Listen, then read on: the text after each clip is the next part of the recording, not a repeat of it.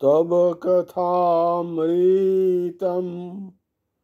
तप्त जीवनं कविभिरीरितं कल्मषापहं श्रवणमङ्गलं श्रीमदाततं भुवि गृह्णन्ति जे भूरिदा जना। তোমার অমৃত সম কথা সংসার তাপিত জীবনের ক্লেদ হরণ করে। জ্ঞানী যখন তা বর্ণনা করেন, তার শোনা মাত্র মঙ্গলদায়ক এবং তা জীবনে শ্রী আনয়ন করেন, আর যিনি তা বিস্তার করেন তিনি ধন্য। Your nectar in the words clears the mud of the worldly existence. When man of knowledge describes it, hearing immediately this, it becomes beneficial and it brings blessedness to the life, and who expands it, he is immensely blessed. Shri Shri Ramakrishna Kathamrita পাঠ। আজকে 31শে জুলাই, বৃহস্পতিবার। আদ্যাশক্তির উপাসনাতেই ব্রহ্ম উপাসনা। ব্রহ্ম ও শক্তি অভেদ। Identity of God, the Absolute, and God, the Creator, Preserver, and Destroyer. ঈশান ভাটপাড়ায় গায়ত্রীর পুরস্চরণ করিবেন, অর্থাৎ শুভ উদ্দেশ্য করে গায়ত্রী পাঠ করিবেন। পুরস্চরণ অর্থাৎ শুভ সংকল্প নিয়ে। গায়ত্রী ব্রহ্ম মন্ত্র।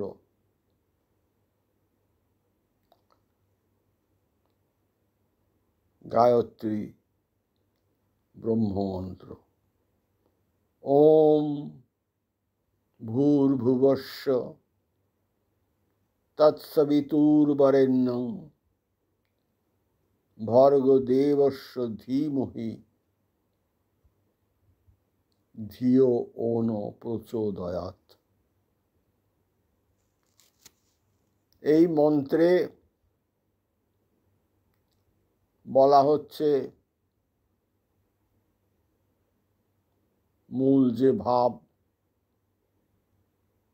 যে তিনি সূর্যেরও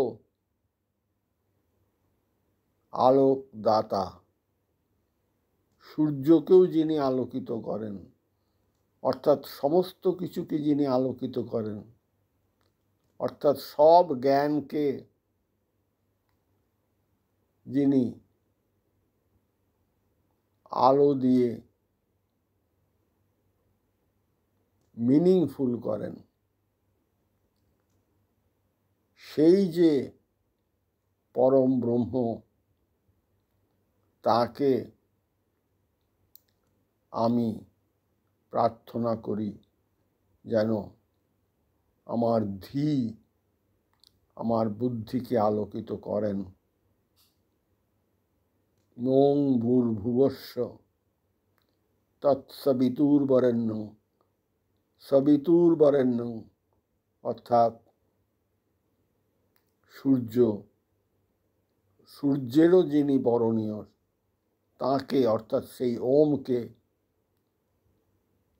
সেই ওমকে সিম্বলিক্যালি, অর্থাৎ যিনি মূল পরমাত্মা, পরম সত্তা, পরম সুপ্রিম কনসাসনেস, ভর্গ দেবস্য ধীমহি,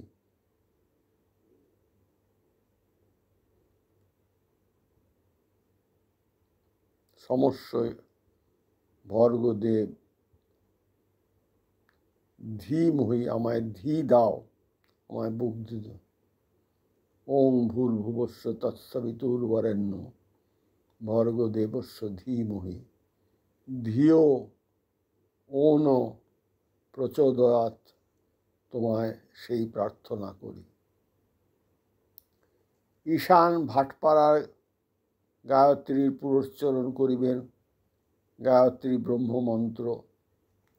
একেবারে বিষয় বুদ্ধি না গেলে ব্রহ্মজ্ঞান হয় না, কিন্তু কলিতে অন্নগত প্রাণ বিষয় বুদ্ধি যায় না। রূপ, রস, গন্ধ, স্পর্শ, শব্দ, মন, এই সব বিষয় লয়ে সর্বদাই থাকে। তাই ঠাকুর শ্রীরামকৃষ্ণ বলেন, কলিতে বেদমত চলে না, অর্থাৎ নিরাকার সাধন কঠিন।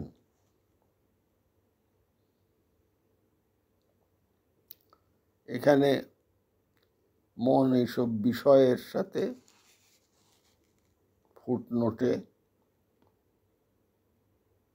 বলা হচ্ছে, ক্লেশ অধিকস্তরস্তেষাম অব্যক্তাসক্ত চেতসাম অব্যক্তা হি গতির দুঃখম দেহ বোদ্ভির বপ্পতে।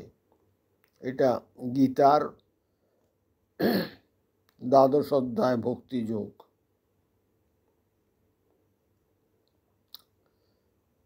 বিষয় লয়ে সর্বদা থাকে, তাই ঠাকুর বলেন তিনি বলেন, যিনি ব্রহ্ম তিনি শক্তি। শক্তির উপাসনা করিলেই ব্রহ্মের উপাসনা হয়। যখন সৃষ্টি স্থিতি প্রলয় করেন তখন তাকে শক্তি বলে। দুটো আলাদা জিনিস নয়, একই জিনিস। অর্থাৎ নিরাকার ব্রহ্মের যে সাধনা, যা বেদ নির্দিষ্ট, সেটা কলিযুগে কঠিন। সেই জন্য মন যা স্পর্শ করতে পারে, অর্থাৎ রূপ, রস, গন্ধ, স্পর্শ, তা শক্তির দ্বারা নির্ধারিত হয়। অর্থাৎ সৃষ্টি স্থিতি প্রলয় যে দেখছি, যে দৃশ্যমান জগৎ, তার উপাসনা করলেও পরে তত্ত্বজ্ঞান জাগবে এবং সিদ্ধি লাভ হবে। অর্থাৎ গায়ত্রীতে যে বুদ্ধির কথা বলা হয়েছে, সেই বুদ্ধিও আসবে এবং উপলব্ধি এমন হবে, রিয়েলাইজেশন এমন হবে যে ব্রহ্মজ্ঞানও হবে। শক্তির উপাসনা করলেও ব্রহ্মজ্ঞান হবে। আর শক্তির উপাসনা কি? মায়ের উপাসনা। কারণ মা এক কথায় সৃষ্টি স্থিতি প্রলয় দেবার যে শক্তি, তাই শ্রীরামকৃষ্ণ ঈশানের প্রতি কেন নেতি নেতি করে বেড়াচ্ছ, অর্থাৎ বেদে যেমন বলা আছে এটা নয়, এটা নয়, এটা নয়, এটা কি সত্য, এটা কি সত্য না, এটা কি সত্য না, এটা কি সত্য না, কেন নেতি নেতি করে বেড়াচ্ছ? ব্রহ্ম সম্বন্ধে কিছুই বলা যায় না, কেবল বলা যায় অস্তিমাত্রম, অস্তিমাত্রম, অর্থাৎ আছে, আছে। কঠ উপনিষদে রয়েছে নৈব বাচা ন মনসা প্রাপ্তম শক্নো চক্ষুষা অস্তিত্ব তব লব্ধস্য তত্ত্বভাব প্রসিদিতি। এটাও ফুটনোটে আছে। অর্থাৎ তিনি অস্তিমাত্র, এর বেশি কিছু বলা যায় না। কেবল রাম, যদি নামে বলতে হয়, আমরা যা কিছু দেখছি, চিন্তা করছি, ঠাকুর বলছেন আমরা যা কিছু দেখছি, চিন্তা করছি, সবই সেই আদ্যা শক্তির, সেই চিৎ শক্তির ঐশ্বর্য, সৃষ্টি পালন সংহার, জীব জগৎ, আবার ধ্যান, ধাতা, ভক্তি, প্রেম, সব তার ঐশ্বর্য। অর্থাৎ শক্তিকে চিন্তা করলে, চলমান জগৎকে দেখলে, শুনলে, শ্রদ্ধা করলে যে জ্ঞান আসবে, সে জ্ঞান ব্রহ্মজ্ঞানী বটে, তার থেকে তফাৎ নয়।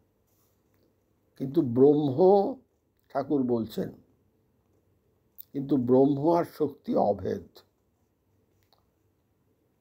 লঙ্কা থেকে ফিরে আসবার পর হনুমান রামকে স্তব করছেন, বলছেন হে রাম, তুমি পরম ব্রহ্ম আর সীতা তোমার শক্তি, কিন্তু তোমরা দুজনে অভেদ, যেমন সর্প আর তার তির্যক গতি।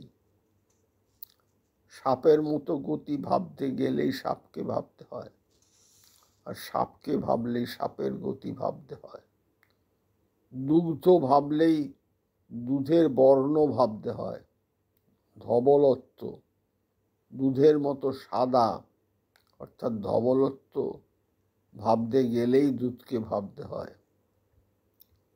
জলের হিমশক্তি ভাবলেই জলকে ভাবতে হয়, আবার জলকে ভাবলেই জলের হিমশক্তিকে ভাবতে হয়। ঠাকুর পরিষ্কার করে বলছেন, ধবলত্ব না ভাবতে পারলে দুধও ভাবা যাবে না, আর হিমশক্তিকে ভাবতে না পারলে জলকেও বোঝা যাবে না। পরিষ্কার করে বলছেন এগুলি সবই শক্তির খেলা। অর্থাৎ জগতে যা দেখছি, স্পর্শ করছি, বোধ করছি, অনুভব করছি, ব্যবহার করছি, সব শক্তির এলাকা। একে শ্রদ্ধা করতে হবে, একে শ্রদ্ধা করতে হবে, তাহলেই জ্ঞান লাভ হবে। এই আদ্যা শক্তি, ঠাকুর বলছেন এবার, এই আদ্যা শক্তি বা মহামায়া ব্রহ্মকে আবরণ করে রেখেছে। একে বলে অধ্যাস, মানে ঢাকা দিয়ে রেখেছে। ঈশোপনিষদের প্রথম মন্ত্রেই রয়েছে যে সব কিছু তার, তার মানে ব্রহ্মের দ্বারা ঢাকা রয়েছে। কি বাদ দেবে তুমি? এই আদ্যাশক্তি বা মহামায়া ব্রহ্মকে আবরণ করে রেখেছে।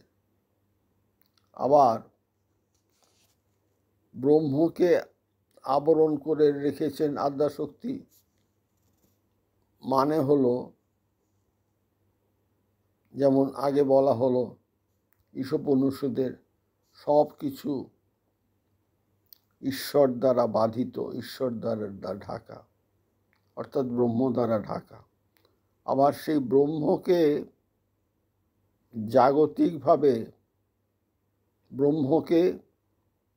জাগতিকভাবে মহামায়া ঢেকে রেখেছেন। মহামায়া অর্থাৎ শক্তির এলাকা, মানে জগতের সে শক্তি, আদ্যাশক্তি, সেটা ঢেকে রেখেছেন। তাকে সরিয়ে তার ভেতরে প্রবেশ করতে হবে, তাহলে ব্রহ্মজ্ঞানও হবে। এই আদ্যাশক্তি, এটাই মায়া বা মহামায়া বলা হয়। এই আদ্যাশক্তি বা মহামায়া ব্রহ্মকে আবরণ করে রেখেছেন। আবরণ গেলেই যা ছিলুম তাই হলুম, আমি তুমি, তুমি আমি, এটাই হলো ব্রহ্মজ্ঞান। সবই তুমি। যদি সবই তুমি যখন বলছি, তখন ভক্তি থেকে বলছি। আর কেমন ভক্তি? না, শুদ্ধা ভক্তি। আর যখন ব্রহ্মজ্ঞান হলো, তুমিও নেই, আমিও নেই, তুমি আমি চলে গেছে, শুধু অস্তিত্ববোধ, শুধু অস্তিত্ববোধ, আছি আছি আছি ও আছি। ওং স্থাপকায় চ ধর্মস্য সর্বধর্মস্বরূপিণে অবতার বরিষ্ঠায় রামকৃষ্ণায় তে নমঃ। যথাগ্নে দাহিকা শক্তি রামকৃষ্ণ স্থিতা হি যা, সর্ববিদ্যা স্বরূপাং তাং শারদাং প্রণমাম্যহম।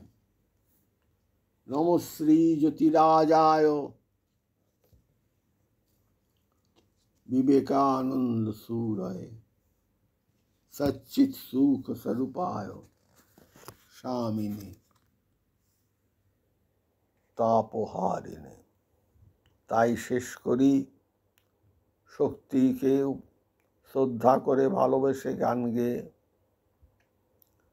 যতনে হৃদয়ে রেখো আদরিণী শ্যামাকে, যতনে হৃদয়ে রেখো আদরিণী শ্যামাকে। মন তুই দেখার আমি দেখি, আর যেন কেউ নাহি দেখে। যতনে হৃদয়ে রেখো আদরিণী শ্যামাকে। মন তুই দেখার আমি দেখি, আর যেন কেউ নাহি দেখে। যতনে হৃদয়ে রেখো। আসুন আমরা সবাই মা শারদাকে যেমন দেখতে পাচ্ছি, এই পাঠ যেমন কানের ভেতর যাচ্ছে, উদ্বোধনে মা বসে আছেন, মায়ের বাড়িতে মা বসে আছেন, তাকে সাষ্টাঙ্গ প্রণাম জানিয়ে বলি ওম শ্রীরামকৃষ্ণার্পণমস্তু।